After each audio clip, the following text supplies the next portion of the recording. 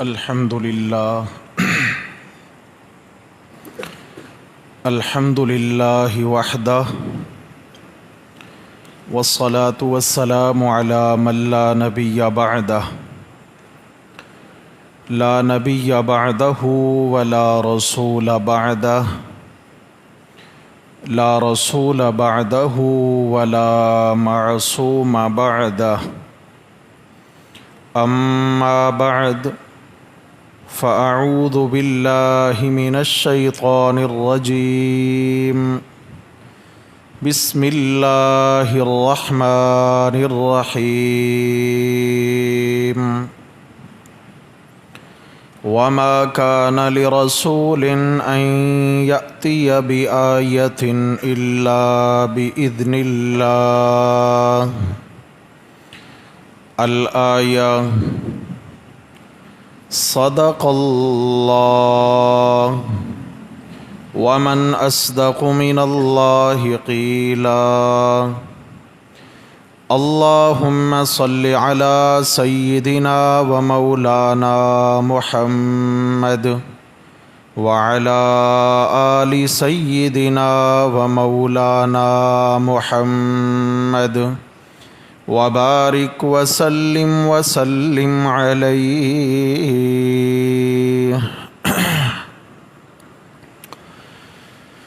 گرامی قدر سامعین، حضرات محترم، سیرت محمد مصطفیٰ صلی اللہ علیہ وسلم کے حوالہ سے گزشتہ خطبات جمعہ سے گفتگو ہو رہی تھی۔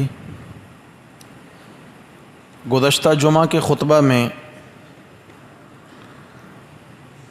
رسول اللہ صلی اللہ علیہ وسلم کی عظمت کے شواہد قرآن و سنت سے ہم نے پڑھے اور سنے تھے۔ آج کے خطبہ میں انشاءاللہ آپ صلی اللہ علیہ وسلم کی تمام انبیاء کرام علیہم الصلاۃ والتسلیمات میں ایک اور انفرادی حیثیت کو انشاءاللہ آپ کے گوش گزار کیا جائے گا۔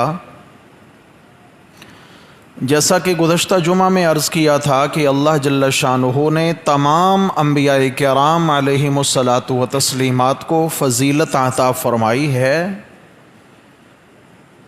لیکن فرمایا تلک الرسل فضلنا بعضهم علی بعض، یہ جو رسولوں کی جماعت ہے ہم نے بعض پیغمبروں کو بعض پر خاص فضیلت عطا فرمائی۔ من جملہ سارے پیغمبر عظیم ہیں، لیکن آپس میں عظمت پھر درجات میں تقسیم ہے۔ ان میں سے بعض سے اللہ تعالیٰ نے کلام فرمائی، بعض کو اللہ تبارک و تعالیٰ نے زندہ آسمانوں پہ اٹھا لیا، بعض کو اللہ جل شانہ نے فضاؤں میں اڑنے والے تخت جیسا معجزہ عنایت فرما دیا، اور کسی ہستی کو اللہ تعالیٰ نے روح مع الجسد آسمانوں سے بھی اوپر بلا لیا۔ فضلنا بعضهم علی بعض، یہ فضیلت مختلف ہے۔ معجزات اللہ جل شانہ نے تمام نبیوں کو عطا فرمائے ہیں۔ معجزہ یہ لفظ عجز سے نکلا ہے، اور معجزہ کا مطلب یہ ہے کہ جس کے مقابلے میں ساری دنیا عاجز آ جائے اور اس کا مقابلہ نہ ہو سکے، اس کا توڑ نہ ہو سکے۔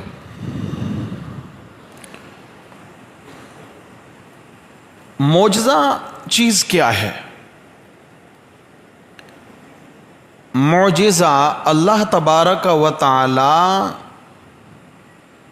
ہی کے اختیار میں ہے، یہ پہلی بات سمجھنا بہت ضروری ہے۔ معجزہ اللہ جل شانہ ہی کے اختیار میں ہے، اور اللہ تبارک و تعالی کبھی کبھی اپنے کسی پیغمبر کی صداقت کے اظہار کے طور پر اس معجزہ کو اپنے اس پیغمبر کے ہاتھ پہ ظاہر فرما دیتے ہیں، مگر اختیار میں کس کے ہوتا ہے؟ خطبہ میں جیسے پڑھا کہ وَمَا كَانَ لِرَسُولٍ أَن يَأْتِيَ بِآيَةٍ إِلَّا بِإِذْنِ اللَّهِ، جو بھی معجزہ کسی رسول کو ملتا ہے تو مَا كَانَ لِرَسُولٍ، رسول کا اختیار نہیں ہوتا ہے اس کے لانے میں، الا باذن اللہ، ہاں مگر مرضی کس کی ہوتی ہے؟ اللہ جب چاہیں جون سا معجزہ چاہیں جس نبی کے ہاتھ پہ ظاہر فرما دیں، یہ سب اختیار اللہ کے پاس ہے۔ میرے دوستوں کی توجہ ہے؟ نہیں ہے نا؟ مخلوقات میں اللہ کے محبوب نبیوں کی جماعت سے بڑھ کر کوئی عظمت والی مخلوق ہے؟ جی، انسانوں میں مخلوقات میں انسان سب سے افضل ہے، اور انسانوں میں انبیاء کرام پھر سب سے افضل۔ انبیاء کرام علیہم الصلاۃ و تسلیمات کا مقام ہر ایک کے ہاں مسلمہ ہے، تسلیم شدہ ہے، ان کی مرتبت تسلیم شدہ ہے، ان کا مقابل مخلوق میں کوئی اور نہیں ہو سکتا، کیونکہ نبوت جو ہے یہ کسبی چیز نہیں ہے کہ بندہ محنت کر کے پڑھ کے اعمال کر کے نبوت کے درجے پہ فائز ہو جائے۔ یہ انسان کے بس کا روگ، یہ وہبی چیز ہے، وہبی، اللہ کی طرف سے ہبہ کی ہوئی، عطا کی ہوئی۔ اللہ جسے چاہے نبی بنا دیں، کوئی اپنی محنت سے نبی نہیں بن سکتا۔ کہ کوئی بندہ کہے میں نے 1500 کتابیں تصنیف کر لی ہیں، اب تو عالم سے بڑھ کے مجھے نبوت کا درجہ ملنا چاہیے۔ کوئی کہے میں اتنا بڑا محدث ہو چکا ہوں، شیخ الحدیث ہو چکا ہوں، اب تو حدیثیں پڑھا کے حدیثیں مجھے یاد ہو چکی ہیں، اب تو مجھے بھی نبوت کا کوئی حصہ مل جانا چاہیے۔ نہیں، یہ محنت سے کمایا جانے والا مقام نہیں ہے۔ جب یہ اللہ کی عنایات سے ملنے والا مقام ہے، اور اس مقام کا مقابل کوئی مقام ہی نہیں ہے، تو بتائیں جب معجزہ اللہ اپنے نبیوں کو عطا فرماتے ہیں تو معجزہ نبیوں کے اختیار میں، یعنی معجزے کا اظہار پیغمبر کے اختیار میں نہیں ہے کہ جو آ کے کہے جی فلاں معجزہ دکھائیں، پیغمبر کہے ٹھیک ہے بیٹھو، یہ ہو گیا، اب فلاں دکھائیں، یہ ہو گیا، فلاں دکھائیں، یہ ہو گیا۔ نہیں، اس طرح اظہار معجزہ پیغمبر کے اختیار میں نہیں ہوتا۔ اللہ جب اظہار فرمانا چاہتے ہیں اپنے نبی کو وحی کے ذریعے حکم دیتے ہیں کہ اب یوں کیجئے تو ہم اس طرح آپ کے ہاتھ پہ فلاں معجزے کا اظہار کریں گے۔ جیسے موسیٰ علیہ السلام کو حکم ہوتا ہے کہ الق عصاک، اپنا ڈنڈا مبارک پھینکیے، جو ہی ڈنڈا مبارک زمین پہ گرتا ہے تو وہ اژدہا بن جاتا ہے۔ اور فرمایا، حکم ملا کہ اپنے ہاتھ کو اپنے گریبان میں ڈالیے۔ ہاتھ کو گریبان میں ڈالتے ہیں تو وہ 14ویں رات کے چاند سے زیادہ چمکتا ہوا باہر نکلتا ہے۔ یہ اللہ کے حکم سے ہوتا ہے۔ پیغمبر اپنی مرضی سے معجزے کا اظہار کر، میں نے اس پر قرآن کی آیت پڑھی، درجنوں آیتیں ہیں، وَمَا كَانَ لِرَسُولٍ أَن يَأْتِيَ بِآيَةٍ إِلَّا بِإِذْنِ اللَّهِ، کسی رسول کے اختیار میں نہیں کہ وہ کوئی نشانی معجزہ لے کر آئے، إِلَّا بِإِذْنِ اللَّهِ، ہاں مگر کس کے اجازت اور حکم سے ہو سکتا ہے؟ تو میں آپ سے مسئلہ یہ پوچھنا چاہتا ہوں، جب معجزے کا اظہار پیغمبر کے اختیار میں نہیں تو کرامت کا اظہار کسی ولی کے اختیار میں ہو سکتا ہے؟ بولیں بھائی یہ مسئلہ بڑا ضروری ہے۔ سمجھ آ گئی ہے؟ آج لوگ سمجھتے ہیں کہ ولی وہی ہو سکتا ہے جو کرامتیں دکھاتا چلا جائے، بس بیٹھے اور تابڑ توڑ کرامتیں دکھائے، یہ کرامت وہ کرامت، جب بھی مرید آئیں تو کرامتوں کے ذریعے ان کو قائل کرے۔ میرے بھائی اگر یہ ہوتا تو پیغمبر ہر آنے والے کافر کو معجزات کے ذریعے قائل کر لیتے۔ جب پیغمبر نے ہر آنے والے کافر کے سامنے معجزے کا اظہار نہیں کیا، نہیں کر سکتے تھے، تو ولی بھی کسی کے سامنے ہر کرامت کا اظہار اللہ جب چاہیں، جون سی کرامت چاہیں، اپنے جس محبوب بندے کی صداقت کی دلیل بنا کر اپنے ولی کے ہاتھ پہ ظاہر کریں۔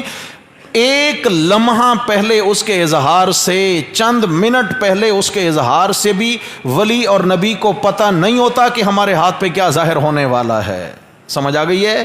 یہ صرف کس کے علم و اختیار میں ہے؟ یہ مسئلہ بڑا ضروری ہے، اس کو یاد رکھیے۔ دوسری بات، آپ صلی اللہ تعالی علیہ وسلم کو بھی معجزے ملے ہیں، آپ علیہ السلام سے پہلے انبیاء کرام کو بھی معجزے ملے ہیں۔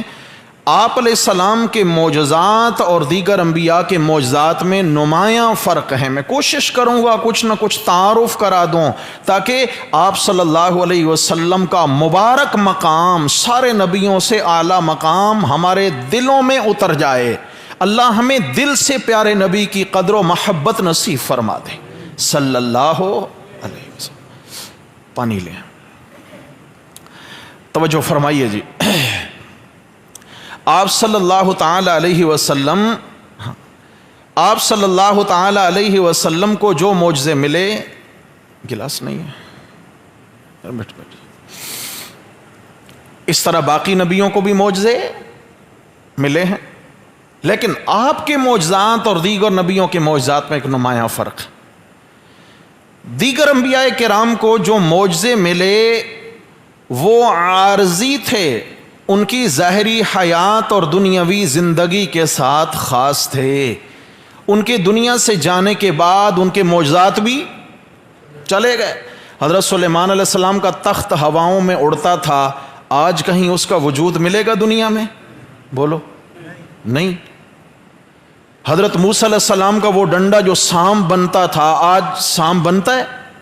اول تو وہ ڈنڈا ہی نہ ملے، اگر کہیں پہ وہ مل جائے تو آج وہ کسی کے ہاتھ پہ سانپ نہیں بنے گا۔ لیکن میرے نبی صلی اللہ علیہ وسلم وہ عظیم ہستی ہیں کہ آپ صلی اللہ علیہ وسلم دنیا سے تشریف لے گئے، لیکن آپ صلی اللہ علیہ وسلم کا ایک عظیم معجزہ آج بھی زندہ ہے، اور وہ معجزہ قرآن ہے۔ کون سا معجزہ ہے؟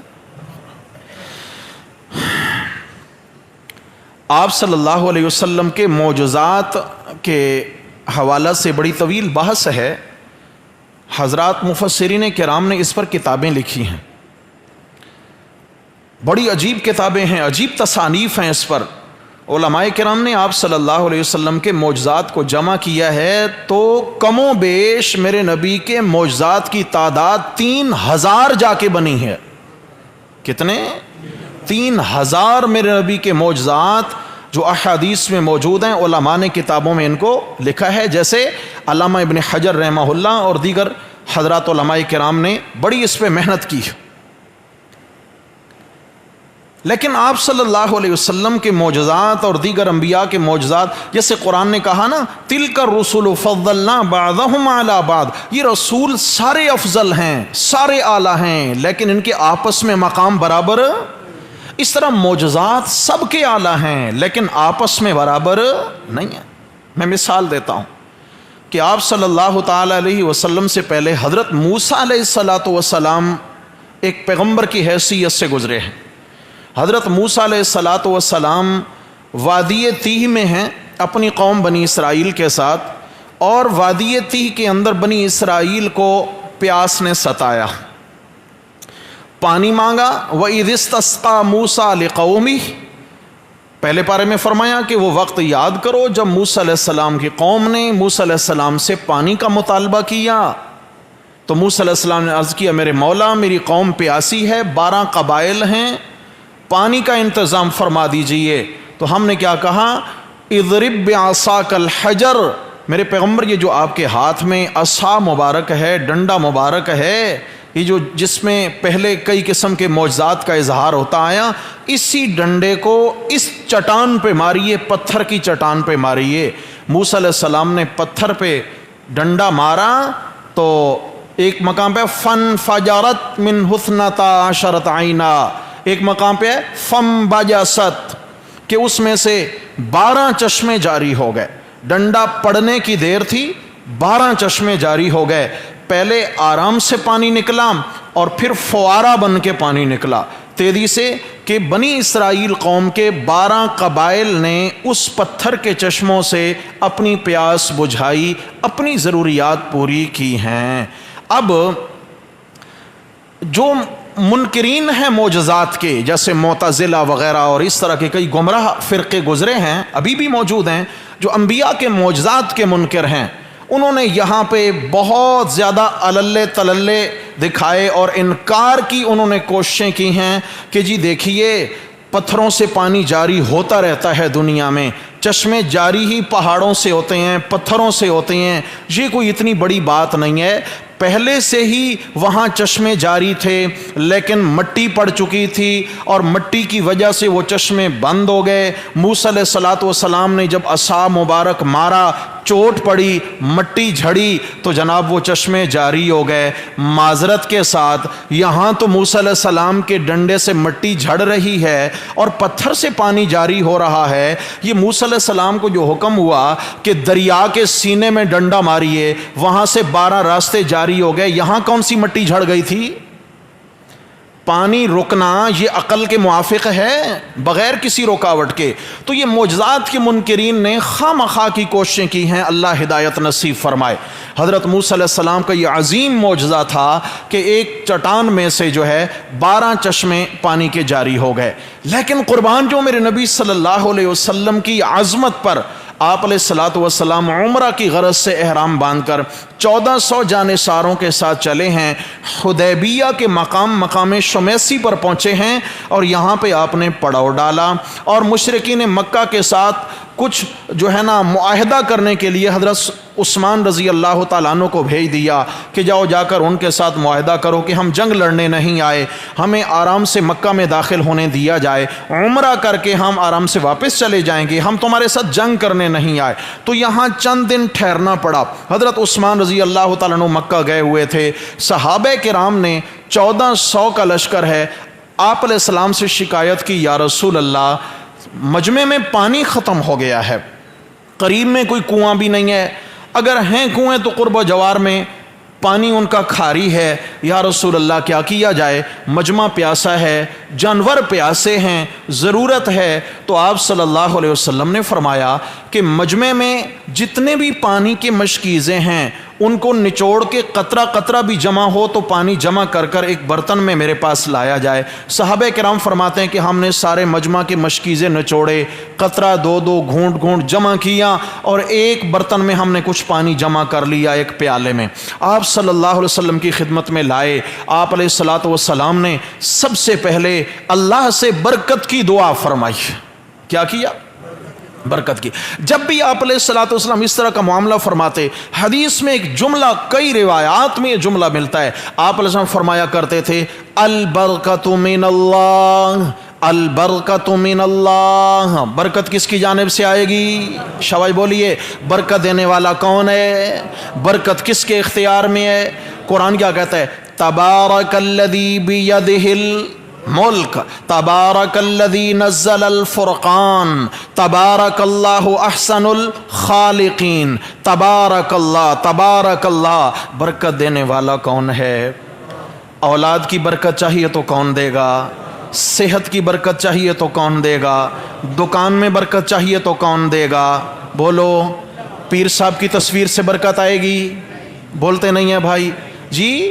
اولاد ملنی ہے تو برکت اللہ دیں گے، رزق چاہیے تو برکت اللہ دیں گے، صحت چاہیے تو برکت اللہ دیں گے۔ میرے بھائیوں، قرآن مجید نے مستقل یہ عنوان بیان کیا ہے، نفی شرک فی البرکات۔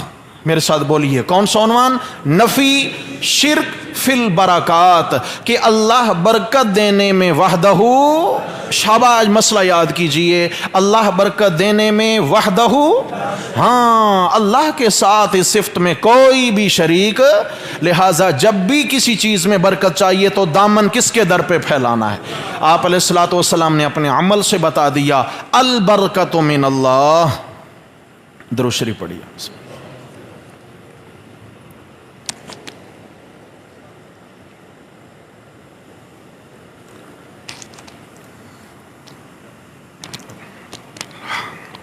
अल्हम्दुलिल्लाह जी। तो आप सल्लल्लाहु अलैहि वसल्लम के सामने पानी का वो प्याला रखा गया और आप अलैहिस्सलाम ने उसमें यूं अपना हाथ मुबारक डाला, यूं सब कहते हैं, यूं आपने अपनी उंगलियां उसमें डुबोई और दुआ क्या की, अल बरकतो मिन अल्लाह, बरकत अल्लाह की जानिब से। साहबा कहते हैं हमने देखा आप अलैहिस्सलाम की उंगलियों के जो खला थे इनमें से पानी की धारें जारी हो गई, पहले हल्की फिर पानी के फुआरे बने, प्याला भरा, सहाबा ने मशकीज़े भरे, सहाबा ने पानी पिया, नहाए, जानवरों को पिलाया और मशकीज़े भर के अपने पास स्टोर भी कर लिया। 1400 का मजमा सैराब हो गया मगर मेरे नबी की उंगलियों के बीच से पानी के फुआरे बंद नहीं हुए। फिर आप अलैहिस्सलाम ने हाथ मुबारक उठाया तो फुआरे बंद हो गए। यहाँ एक अर्ज करना चाहता हूँ, हजरत मूसा अलैहिस्सलातु वस्सलाम पत्थर पे असा मारें तो पानी जारी हो, मेरे नबी की उंगलियों से दुआ के बाद पानी जारी हो, तो फ़र्क क्या है, अजमत क्या है इसमें? जी फ़र्क है, उमूमन पानी के चश्मे जो जारी होते हैं ना वो किससे जारी होते हैं? आदत यही है पत्थरों से, पहाड़ों से जारी होते हैं। पत्थर और पानी का मिजाज एक है, आपस में जोड़ है। लेकिन मुझे बताइए, उंगलियां चमड़ा है, गोश्त पोस्त है, खून है, हड्डियां हैं, इनके अंदर कहीं से पानी निकलने का कोई सबब मौजूद है? जी कुर्बान जाऊं, हजरत मूसा अलैहिस्सलाम को मौजज़ा वो दिया जो आदत के मुताबिक था, मेरे नबी को मौजज़ा वो दिया जिसको दूर दूर तक आदत भी छू सकती नहीं है। आप अलैहिस्सलाम के मौजज़े के जो कमालात हैं ये भी बहुत आला हैं। यहाँ रुक के मैं आपसे एक और मसला पूछना चाहता हूँ। कुछ मसले बताने होते हैं और कुछ आपसे पूछने होते हैं, आप इंसाफ करके बताते चलें। आप सल्लल्लाहु अलैहि वसल्लम, मैंने माना बताया, मौजज़ा का मतलब है जिसके मुकाबले में सारी दुनिया आजिज़ आ जाए, उसका कोई मुकाबला कर न सके। मौजज़ा वो होता है, खुदा के लिए इस मसले को समझिएगा, अल्लाह करे दिल में बात उतर जाए।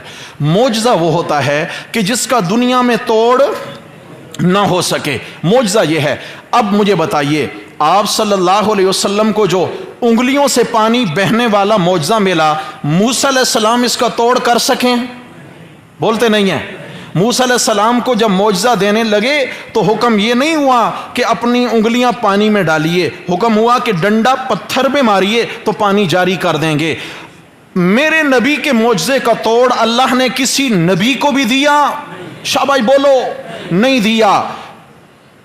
तो मादरत के साथ अगर मैं जान की अमान पाऊं, तो जब ये लोग ये कहानियां करवाते हैं कि अबू लाहब, जब मेरे नबी सल्लल्लाहु अलैहि वसल्लम की विलादत हुई और सुवैबा लोंडी ने आकर बताया अबू लाहब को कि आपके मरहूम भाई के यहाँ चांद से हसीन बेटा पैदा हुआ है, अबू लाहब ने उंगली का इशारा करके लोंडी को कहा, अगर तू सच कहती है तो अंत खुर्रा, जा फिर तू आज़ाद है। फिर जब ये मर गया, फिर ये हज़रत अब्बास के ख्वाब में आया। हज़रत अब्बास अभी तक मुसलमान नहीं हुए थे।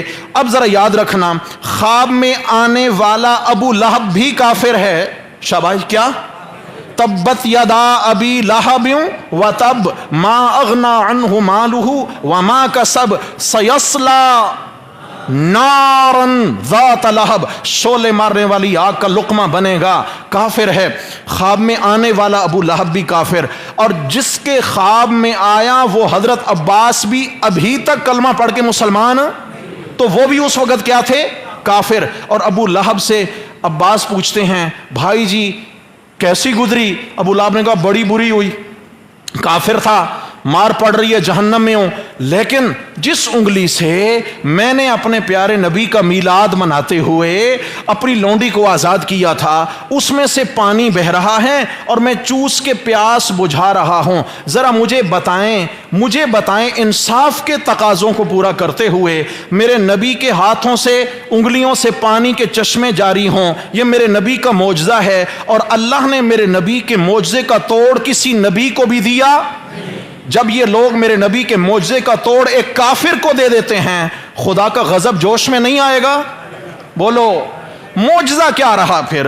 معجزے کا معنی ہی ہے جس کے مقابلے میں ساری دنیا عاجز آ جائے اور اس کا توڑ نہ ہو سکے۔ میرے بھائیوں، خدا کے لیے بدعات کو فروغ دینے کے لیے ان کہانیوں پہ کان مت دھرا کریں۔ یہ کہانیاں ہیں، کہانی ایک طرف، خواب ایک طرف، کافر کا خواب ایک طرف اور قرآن ایک طرف۔ میرے رب نے فرمایا تبت یدا ابی لہب، دونوں ہاتھ تباہ ہو گئے ابو لہب کے۔ کتنے ہاتھ؟ نہیں بولے کتنے ہاتھ؟ یہ تو نہیں فرمایا کہ 9 انگلیاں تباہ ہو گئیں، بولو، اور دونوں ہاتھوں میں کتنی انگلیاں ہوتی ہیں؟ 10۔ دونوں ہاتھ تباہ ہو گئے تو معلوم ہوا کہ بابا کی 10 انگلیاں کیا ہو گئیں؟ تو میلادی بابا اب کہاں سے پانی چوسے گا؟ کہاں سے پانی چوسے گا؟ میرے نبی کے معجزے پہ ڈاکہ مت ڈالیے، میرے نبی کے مقام کو مجروح مت کیجیے، یہ میرے نبی کی شان میں بدترین گستاخی ہوگی اگر کوئی کہے کہ میرے نبی صلی اللہ علیہ وسلم کے معجزے کے بقدر ایک طاقت اللہ نے ایک کافر کو عطا کر دی تھی، پھر اس میں میرے نبی کے معجزے کا مقام باقی رہتا نہیں ہے، مجروح ہو جائے گا۔ تو عرض یہ کر رہا تھا، آپ علیہ السلام کو جو مقام ملا وہ کسی نبی کو، میرے نبی کو جو معجزہ ملا وہ کسی نبی کو۔ حضرت سلیمان علیہ الصلاۃ والسلام اور حضرت داؤد علیہ الصلاۃ والسلام دونوں باپ بیٹا ہیں، اور حضرت سلیمان علیہ السلام وہ عظیم پیغمبر ہیں کہ قرآن جن کے معجزات گنواتا ہے، سورہ نمل کے اندر بھی، سورہ سبا کے اندر بھی، تو کہتے ہیں علمنا منطق الطیر، جب پرندے آپس میں چوں چاں کرتے ہیں تو ہم ان کی بولیاں بھی سمجھ لیتے ہیں۔ فرمایا اللہ نے ہمیں پرندوں کی بولیاں سمجھنا سکھا دی ہیں، اور دور سے چیونٹی نے چیونٹیوں سے تقریر کی ہے، سورہ نمل کے اندر، نمل کا معنی ہی چیونٹی ہے، چیونٹی نے تقریر کی ہے۔ سلیمان علیہ الصلوۃ والسلام نے اس چیونٹی کی تقریر کو سن کر اپنے صحابہ کے سامنے اس کی ترجمانی فرما دی ہے، اب چیونٹی یوں کہہ رہی ہے، اب یہ بول رہی ہے، اب یوں اللہ کی توحید کی تقریر سنا رہی ہے۔ اب ذرا سمجھنا میرے بھائیوں، یہ بتائیں چیونٹی جاندار ہے یا بے جان؟ پرندہ جاندار ہے یا بے جان؟ ہاں، ان کی بولیاں سمجھنا بڑا کمال ہے، بڑا عظیم معجزہ ہے، بڑے کمال کی بات ہے، لیکن قربان جاؤں میرے نبی صلی اللہ علیہ وسلم کا معجزہ بھی دیکھیے۔ ابو جہل میرے نبی کے سامنے آ کے بند مٹھی یوں دکھا کے کہتا ہے کہ آج تک تو آپ کا جادو چاند پہ چلا ہے، فلاں چیز پہ چلا ہے، فلاں چیز پہ، اگر آج مجھے بتا دیں میری مٹھی میں کیا ہے تو میں آپ کا کلمہ پڑھ لوں گا۔ میرے آقا نے فرمایا ابو جہل یہ بتا، میں بتاؤں تیری مٹھی میں کیا ہے یا تیری مٹھی والی چیز بول کے بتائے کہ میں کیا ہوں؟ اس نے کہا اچھا میری مٹھی میں موجود چیز بھی بول سکتی ہے؟ اب نے فرمایا ہاں، اس کے بلوانے پہ میرا اللہ قادر ہے، میرا اللہ بلوا سکتا ہے۔ میرے آقا علیہ الصلوۃ والسلام نے اللہ سے دعا فرمائی اور ابو جہل کی بند مٹھی میں کنکریوں نے میرے نبی کی شہادت کا کلمہ پڑھنا شروع کر دیا، اشہد اللہ الہ الا اللہ و اشہد ان محمدن عبدہ ورسولہ۔ قربان جاؤں، حضرت سلیمان علیہ السلام اگر پرندوں اور چیونٹی کی بولیاں سمجھیں آسان ہے، اتنا فرق آیا نا کہ اللہ تعالیٰ نے حیوان کی بولی اللہ کے نبی کو سمجھا دی ہے، لیکن یہاں تو بات کچھ الگ ہو گئی نا، کنکریوں کے اندر جان موجود نہیں ہے، کبھی ان میں زندگی آئی ہی نہیں ہے اور ان میں کبھی گویائی موجود ہی نہیں تھی، لیکن اللہ نے ان میں گویائی پیدا فرمائی، اور پھر عام گویائی نہیں، عام گفتگو نہیں، کنکریوں نے میرے نبی کا کلمہ پڑھا جو وہاں موجود سارے مجمع نے سنا۔ سمجھ آ گئی ہے؟ سارے نبیوں کو معجزات ملتے مگر جو میرے آقا کو ملے ان کا کوئی مقابلہ، اس پر انشاءاللہ بات ہوگی۔ آپ علیہ الصلوۃ والسلام کے معجزات کتنے عظیم ہیں اور ان سے ہم نے کیا سبق حاصل کرنا ہے، انشاءاللہ ان پہ میرے رب نے توفیق نصیب فرمائی۔ اگلے جمعہ بھی بات ہوگی انشاءاللہ۔ دعا ہے اللہ جل شانہ مجھے آپ کو دائمی سلامتی کے ساتھ، صحت اور ایمان کی سلامتی کے ساتھ اپنے دین سے جڑے رہنے کی توفیق نصیب فرمائیں۔ اقول قولی ھذا استغفر اللہ۔